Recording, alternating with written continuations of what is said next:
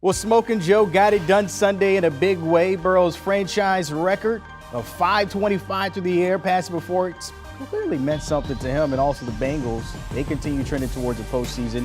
Only 3 quarterbacks in NFL history have thrown more than Burrow after that game. Completed 37 passes with 2 touchdown passes to T. Higgins, 1 to Boyd and Mixon. So if you had him on your fantasy, you were cooking pretty good. Let's look at John Breech's picks from Week 16 against the spread 2 and 3. But he hit on Cincy.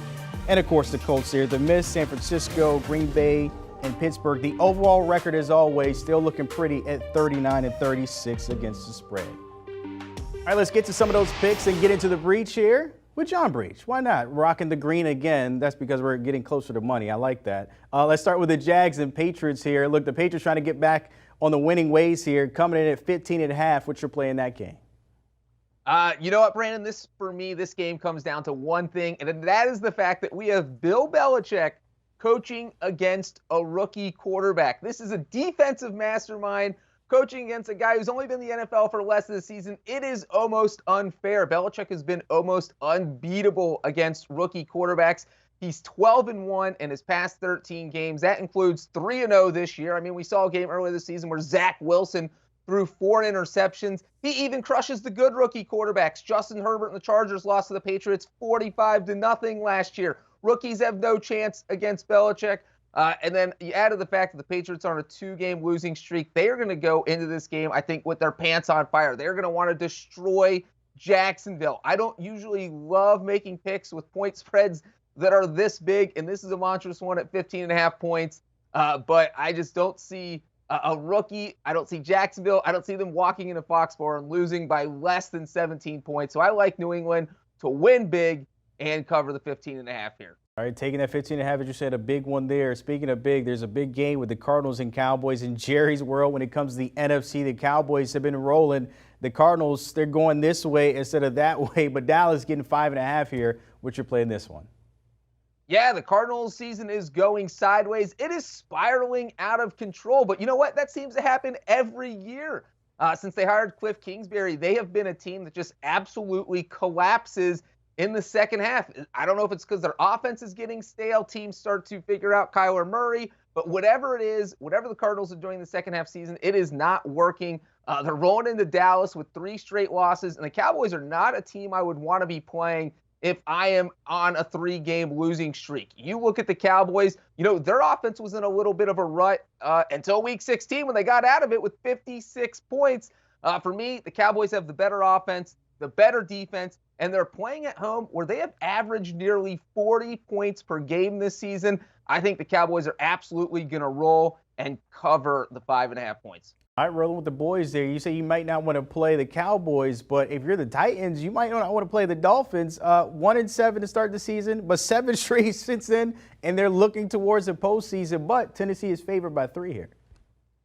Yeah, the Dolphins are one of the hottest teams in the NFL, and it doesn't make any sense. Look, what the Dolphins have done is impressive. You start 1-7, now you control your fate to get in the playoffs. That is historical. That's what it is. But when you kind of break down their schedule and look what they've done during this 7-game winning streak, then it's not as impressive, even though it's still impressive. They beat the Jets. They beat the Texans, the Giants with Mike Glennon, the Panthers and Cam Newton's second start. I think P.J. Walker played in that game.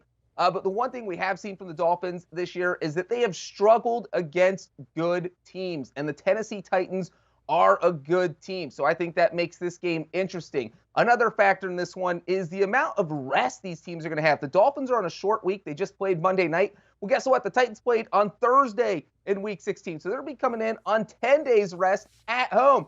And the weather, Brandon, you're in Florida. Nobody in Florida wants to leave Florida in January. They want to stay down there where it's warm. Well, in Tennessee, in Nashville, it's going to be about 40 degrees on Sunday. The Miami Dolphins are 1-11 since the start of the 2017 season when the temperature is under 50 degrees, 1-11 straight up, 2-9 against the spread. I'm taking the Titans to cover. The thing I heard there was the 40-degree weather. So if I'm Miami, that's definitely an L. I'm just saying it's just cold down there for them because they're coming from Miami. We'll see how that pans out. Chiefs and Bengals here. Look, you took the Bengals in week 16, but Kansas City at -5. Are you rolling with the Bengals here, or the Chiefs have just been hot? Ooh, this is a fascinating point spread because, look, the Bengals had a huge game last week, and they steamrolled Baltimore. But the Chiefs are a team you usually don't want to pick against, at least not in November, December, January, not in late season games. Over the past 3 seasons since the start of 2019, Patrick Mahomes is 26-1 straight up in November, December, and January games. This game obviously going to be played in January. But you know what? This is a huge game for the Bengals. If they win, they clinch the AFC North. They get to the playoffs, something they haven't done since 2015. They have the second longest drought in the NFL going. And you know what? I think they can keep up with the Chiefs. I think this game's going to turn into a shootout. I think it's going to be a close game. If you look at the Bengals' 6 losses this season, 4 of them have been by exactly 3 points. So I think you're giving me 5 points with the Bengals. I am going to take it. Not only am I going to take it, but I think Cincinnati pulls off the upset and stuns Kansas City at home. All right, so that one, 2 of the young gunslingers there, Mahomes and Burrow. But the AFC North, you got the Steelers and Brown, you got old Ben, and then Baker that's been on the struggle bus. What's your pick in this one here? Yeah, I love this game. I love that Week 17 is ending in Pittsburgh with this AFC North rivalry because this is a huge game. I know people are thinking, both these team losses, they're not playing for much. Well, if the Bengals do lose to the Chiefs, the winner of this game could end up winning the AFC North with a win in Week 18. So this is a monstrous game for both teams. I think we know what the Steelers' defensive game plan is going to be. They're going to go in there and say, all right, we're just going to shut down Nick Chubb, and we're going to see if Baker Mayfield can beat us. And based on what I've seen from Baker Mayfield over the past few weeks, I'm not so sure he's going to be able to do that. And you know what, Brandon? This might be Ben Roethlisberger's final home game ever in Pittsburgh. You think I'm betting against the Steelers in Big Ben's final home game? Heck no. So this is, for me, I am taking the Steelers not just to cover, but to pull off the upset and what might be Ben Roethlisberger's final game ever at Heinz Field. All right, rolling with Big Ben, of course, in the Steel City. That sounds right to me, so I'll roll with you on that one as well. John Breech, as always, my friend, appreciate the picks and getting us ready as we get to Week 17. Hey, you can catch them on the Pick 6 podcast with our friends Will Brinson and Ryan Wilson, as always, breaking it down the closer we get to Week 17. Conversation about the postseason as well. Some teams punching that ticket over the weekend. Download and give them a follow. Do you want a sports network that delivers everything that matters about the game? The highlights, the picks, the instant analysis, no yelling, no fake debates, no politics. Hit the subscribe button and never miss a moment.